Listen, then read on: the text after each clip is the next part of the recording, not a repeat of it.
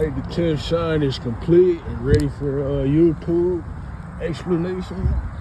So this one has pictures on one side with some Sharpie writing and scriptures on the other. So I can show somebody like this, they could be looking at the pictures and I can tell the story of what they see. Or I could be street preaching at the altar and turn the sign around and they gonna see pictures on one side and scriptures on the other. But this the 10th sign, Lord's will, this the final format. They made out of cardboard, so like they always been like toward the disposable side. So like throughout the signs, whether I got persecuted, I had to relocate or misplaced the sign, or like the elements. I stashed them outside and left them in the weather, in the different weather conditions, like the elements affected the sign. They always been toward the like disposable side, like made out of cardboard and stuff like that. But I intend to keep these images and pictures so that if anything happens to this 10th one, it'll still be the same format for any like potential remakes or anything. So I got one side showing Jacob, one side showing the others. The wicked, in particular, like the banking families and stuff. You got Lord of the Rings footage. You got Harry Potter footage is what they into. Like dark shit, they go get their power from the left-hand side. And then they just got a throne of lies, man, but they are the wicked. And then Jacob has a different spirit, he's the king. The scriptures talk about the conquering lion of Judah. The Lord is from one of our tribes, about the 12, the Jacob's family tree, the 12 sons of Jacob. The Lord is from one of our tribes. The Lord is from one of our tribes, the king of this chosen people. And I got Esau the devil, and then Jacob at war with him, So this lion is on the same sign as things inferior to the lion. You got the zebra, the hyena, the antelope, the gazelle, the things that the lion are superior to. If they was to all charge the lion at the same time, they might somewhat be able to like put them into a corner. That's this world ran by the other cultures, the Arab, the Asian, the East Indian, the so-called white man, the people with more money and power in their families than us. They be talking shit, they persecute us together. And so this system that they've established, that they share, us, the chosen people, are at the bottom of it. We still the Israelites. We still created to be superior to them all, So that's a story on this side with these images. The conspiracy against our people. Now, how it turned out, you got some of the inferior species facing another direction. Like each and every individual amongst them. Hold on, it showed me a 10% battery. But each and every individual amongst them ain't exactly attacking the lion, but as tribes and kingdoms and families on the earth and people, these others have been our enemies, for the most part. So what you just saw in the 10th sign, the picture side, this is the 10th sign, the picture side. This is the scripture side, telling the same story that those images tell. I got Exodus 19:3. And Moses went up to God, and the Lord called unto him out of the mountain, saying, Thus shalt thou say to the house of Jacob, and tell the children of Israel. Then it stops there. I've decided that the Lord's will could be the Spirit that decided this, but that could be an opening, to send somebody or recommend somebody to go check out that chapter and read more on that for themselves, because it does a good job explaining the situation of the chosen people. The people on this side were the captives in ancient Egypt. The story involving Moses, and when God led us out, he made a covenant with our people that Exodus, the 19th chapter, explains will. So Exodus 19th chapter explains will. Now I got 1 Peter 2:9. I've read this, us being the chosen people, the believers called out of darkness to the marvelous light. I got Jude 1:3. We the chosen people in the spiritual world, though. Therefore, we gotta earnestly contend for the faith. We ain't just the chosen people at rest right now. We the chosen people comforted with this understanding. And we got an earthly content for the faith, which is why I got this song. Now I got Psalms 83 and 3. Also having to do with the story told by these pictures. The inferior, things inferior to the lion, charge them at the same time, so to speak. So Psalms 83 and 3, they have taken crafty counsel against thy people and consulted against thy hidden ones. That's these others on the earth.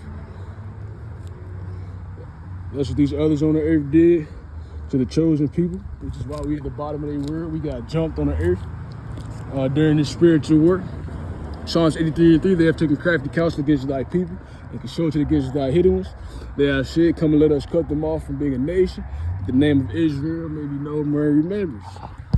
Now I got Judith 5 and 17, Achior the Ammonite explaining to his people that they understood that to keep us disconnected from our God, or for us to go off and forsake our God, is their only shot at like having any type of prevailing against us, which they did. But now that we back to our God, they ain't prevailing against us now. Those of us in the spirit. So, Lord's will, Judith 5 and 17, as long as they didn't sin against their God, they prospered because the God who hates your wrongdoing was with them.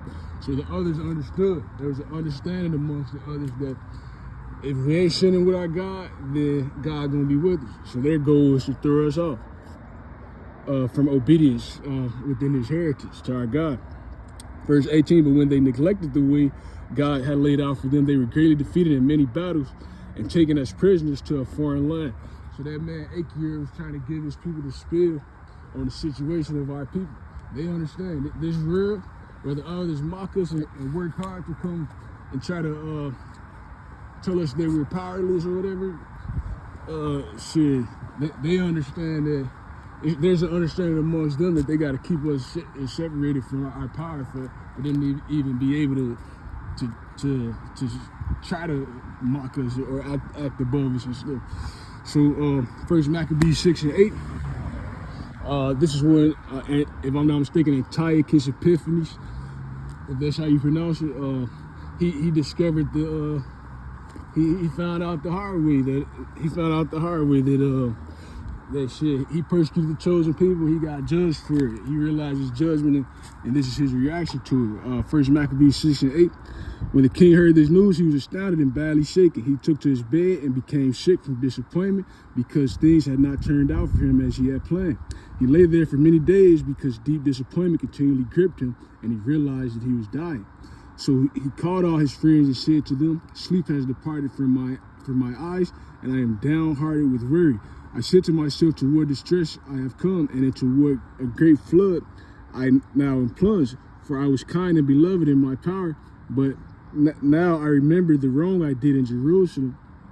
I seized all its vessels of silver and gold and sent to destroy the inhabitants of Judah without good reason.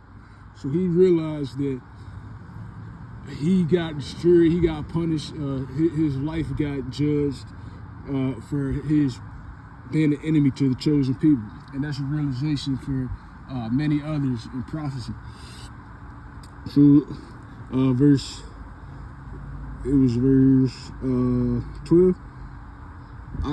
I seized all his vessels of silver and gold and sent to destroy the inhabitants of Judah without good reason. I know that it is because of this that these misfortunes have come upon me. Here I am perishing of bitter disappointment in a strange land. So the enemies learn, our enemies realize that they messed up. They made a terrible mistake. They made a terrible mistake by being enemies to God and his chosen people, who are a monument of God, God's chosen people. So Obadiah 1 and 15, for the day of the Lord is near upon all the heathen. As thou hast done, it shall be done unto thee. Thy reward shall return upon thy own head. So that day of judgment, that destruction, is going to arrive to all the heathen. They all get punished severely for what they fight against God ultimately. And then the believers, those of us in the spirit, those of us with this light, there's a different thing going on with us as our enemies real fall apart. We end up getting exalted, So Jeremiah 28:8, the prophets that have been before me and before thee of old prophesied both against many countries and against great kingdoms, of war and of evil and of pestilence. So we standing on the anticipation of our enemies' kingdoms being destroyed. They kingdoms that got us oppressed, excuse me, I ain't depressed at all, called out of that. They standing on, we standing on their word being destroyed, World War III. I just watched World of Words. Shit. It ain't gonna turn out like it did in the movie, but it's gonna be destruction similar to the movie. So 2 Peter 3:10, but the day of the Lord comes. 2 Peter 3:10, but the day of the Lord comes as a thief in the night, in the which the heavens shall pass away with a great noise, and the elements shall melt with fervent heat. The earth also and the works that are therein shall be burned up. So this system throughout the earth is gonna be burned up.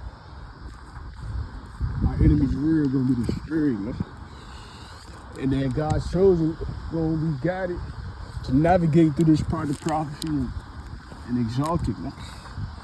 Zephaniah 3:19, behold, at that time I will undo all the afflicted. See that dog right there? Zephaniah 3:19, behold, at that time I will undo all the afflicted, and I will shave her that halted, and gather her that was driven out. I will get them praise and fame, and every land that have been put to shame. So God's chosen will put to shame in these lands. But it said, and I will get them praise and fame in every land where they have been put to shame. So that transition into us being recognized as a children of God, man. Children of God, the kingdom of heaven is at hand.